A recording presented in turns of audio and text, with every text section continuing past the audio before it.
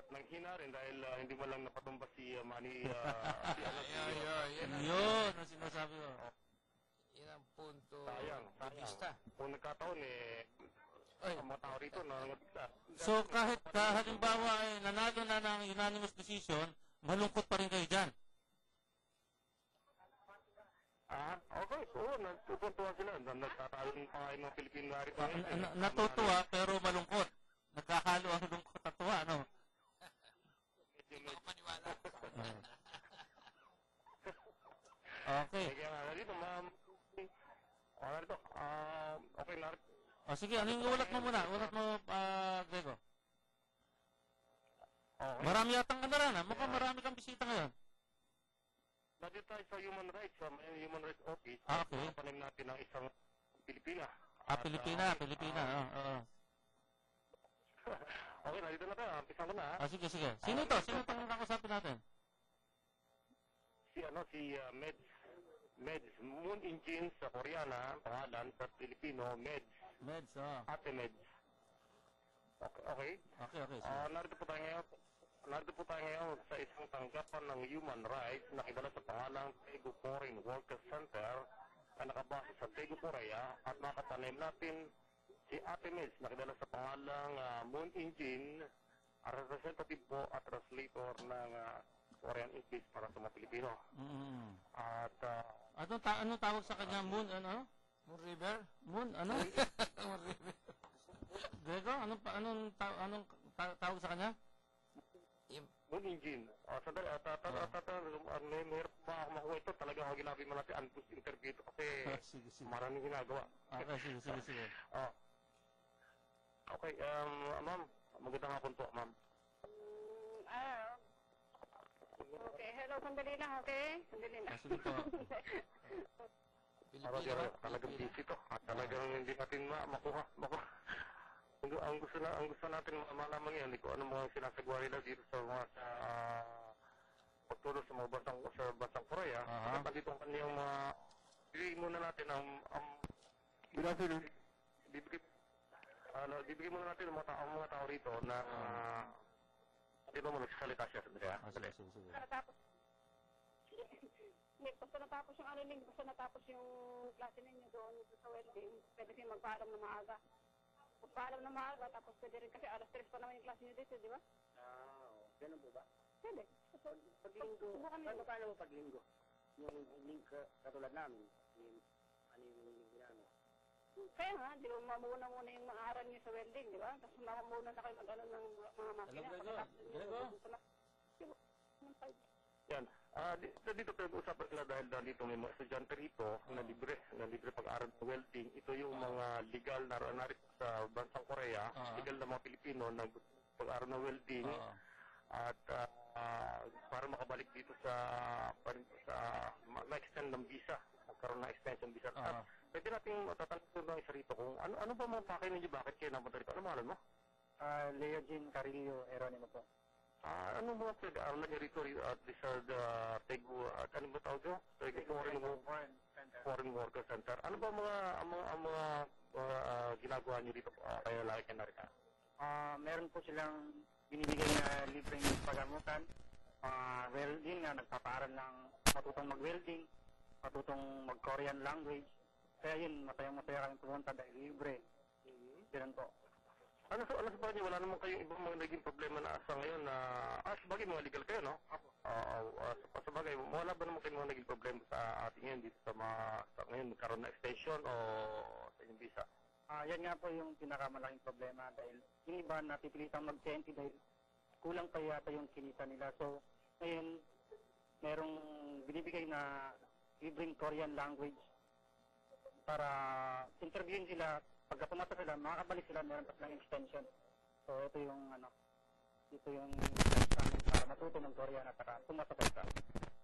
Yun, at narinig mo at napakaganda ng ginagawa ng foreign workers. Kasama ang Grego, ano bang visa nila dyan? Anong visa nila? Working visa? E9. Ano da? E9 working visa. OFW? O EDAS 9 Bali working visa. Working visa? EDAS. Oo. O EDAS 9. O so bakit sila naghahanap? So kumbaga gusto nila lumipat ng trabaho? Hindi naman paglipat ng trabaho, kundi ang gusto nila ay para lang ma-extend ang kanilang visa Ma-extend. dito. So kumbaga yung mga kumbaga yung nag-lapse na yung kanilang visa, mag-extend sila. So kailangan ma-interview uli, no? At saka mag-aaral pa ng welding. So ano departamento yung yung kinaroroonan niyo ngayon? Human rights? Dito, DFC Bali Human Rights to. Kasi tanggapan ng human rights, tegu kumbaga foreign workers na tegu wiguk in sandali, at tatanong natin, saan ba ito? Pwede natin malaman sa aming tangan. Nasa Dalsong Daegu Center. Daegu. Yun around Daegu lang. City. Sino mga kasama niyo? Mga kasamaan po namin sa iglesia. Yung mga iglesia. Opo. Ano pa lahat? Pare-pare pa naman yung lalaki dito. Isa lang takay namin yung Korean language at saka yung welding. Aha. Opo.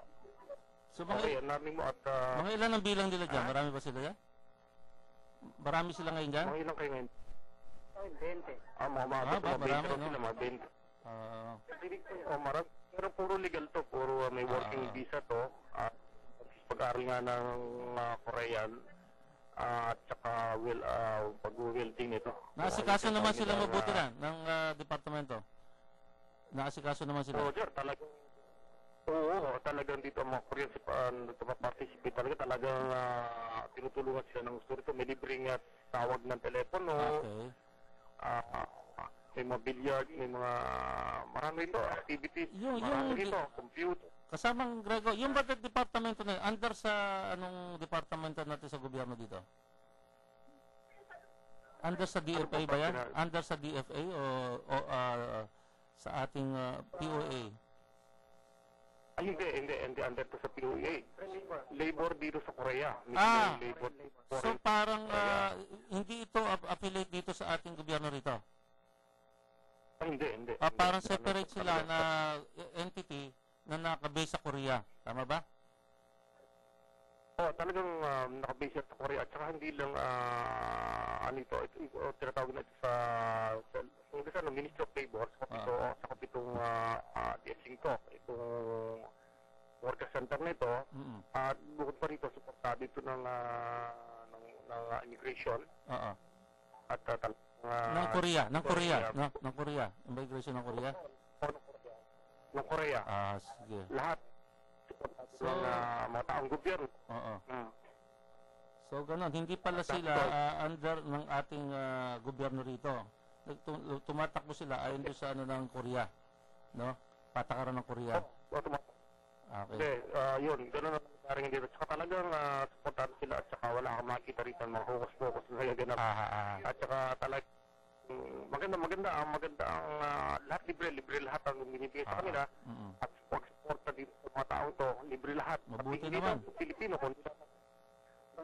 hindi lahat Pilipino, lahat pati ibang lahi. Kasi mga TNT tinutulungan.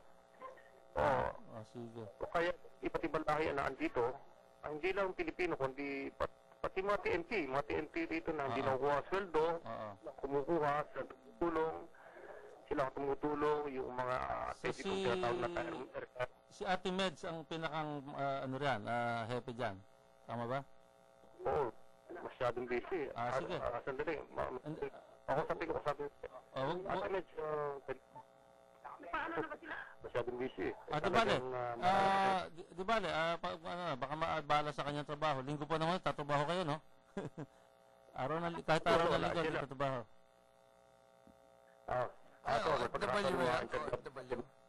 OFW ba yung mga tawag dyan? Sa mga...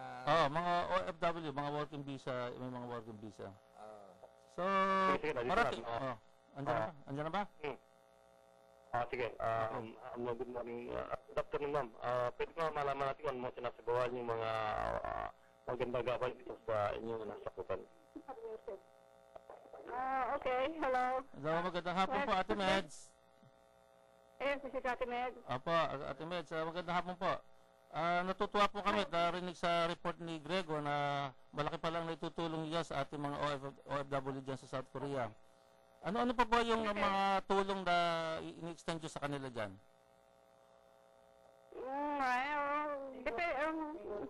Kung anong gusto nga to, tawag dito yung mga kapatid na gustong mga itanong tungkol doon sa labor law dito sa Korea. Mhm. Ma'am, kayo po ba talagang dyan na po nakatira sa Korea? Dyan na po kayo? Residente na po kayo dyan? So, bali, dito po sa Pilipinas, taga saan po kayo, ma'am? Maitanong ko lang po. Baguio. Yun po, kung hindi nyo po sagutin, okay lang po. Aha. Baguio. Taga Baguio po kayo? Okay. Anyway, yun lang po. At kayo po busy yata, kaya hindi po kayo mahagilap. Extended lang po namin yung aming pasasalamat sa pamamagitan ng ating registration DWAD, no? At aming programang Talakayang Pinoy, no? At sana ipagpatuloy niyo lang po ang pagtulong sa ating mga OFW dyan sa South Korea. Magandang hapon po sa inyo, ma'am. Okay. Okay, Grego, huwag na natin abalahan si ma'am at baka medyo parang nakakabala tayo, parang nawawala sa sarili. At sige, i-ano na lang, pinasalamatan na lang natin at sana nakakapagpatuloy na lang yung pagtulong sa ating mga kababayan dyan. Saan lugar sa kanyan, Grego? Saan lugar sa Korea? Daegu City. Daegu City, City. Daegu. Ikaw, Grego, matanong lang kita, anong trabaho mo ngayon dyan, kasama? Dito natrabaho sa isang pabrika. Aha. Sa dito kasi mga pabrika ang asawa ko ay Koreana. Ngayon, nagtatrabaho sa isang pabrika rito dahil dito ang nagtatrabaho, wala rito may pinag-aralan. Basta dito lahat ng may pinag-aralan college degree, Pabrika? Talagang sa pabrika. Bumabagsak. Wala rito kinuha. Pero matagal ka na rin dyan, ano? Ilan taon ka na rin dyan? Matagal. Almost 20 years. Talagang tinubuhan ka na ng ugat pala dyan sa South Korea. Kaya Hindi ka na umuwi, Grego. Balik-balik naman. Pabalik-balik ka. Akala ko hindi ka na umuwi. Ay, kailan bang susunod mong uwat? Kami dalawin mo rito. Siyempre, talaga mapapasyal ako niya para mabulaga ako kayo. Talaga si secret mo pa, ha? Itatanong namin kay Sam. Kasi wala na tayo ibang i-report, para. Tulad naman yung pangyayari na nakaraan dito sa tinatawag nating crackdown dito na pag-uli ng mga TNT ay mangyari na talagang pati mga Koreano, mga Korean citizen, mga Koreano ay talagang nagsipag-rally na sinasabi nila na stop crackdown, give freedom sa mga lahat ng TNT na rito. Kaya medyo October hanggang November, katapos ng November ay crackdown dito at talaga uli ng mga TNT, pero marami ang sumasalag, marami ang nagsisipag-rally na talagang kasi marami naapektuhan dito mga matataas sa tao at mga malalaking kumpanya naapektuhan din, kaya gumagawa sila ng paraan para magsipag-rally. Okay. Kaya tungkol naman sa mga campaigners, hindi pa tumatawag sa atin yung hindi rin ako nire-reply ni baka busy do sa mga problema do sa 41 countries na parang temporarily binan muna yung pagpapaalis mukhang nagkakaroon ng problema kasi. So hindi ko na muna kinukulit si Attorney Carlos Cao. At maraming mukhang nagka-problema dahil doon sa pag-announce Maraming nag-react ng mga bansa, na parang pinapaalis nga yung ating mga kababayan doon sa bansa nila dahil doon sa announcement na yon. So, yun ang kinakaharap nilang mga problema ngayon at medyo seryoso yon. So, hindi ko na muna kinulit. Pero isang araw ay pupunta ako siguro sa POA. So, yun lang. So, yun lang. Kasamang Grego. Walang babate.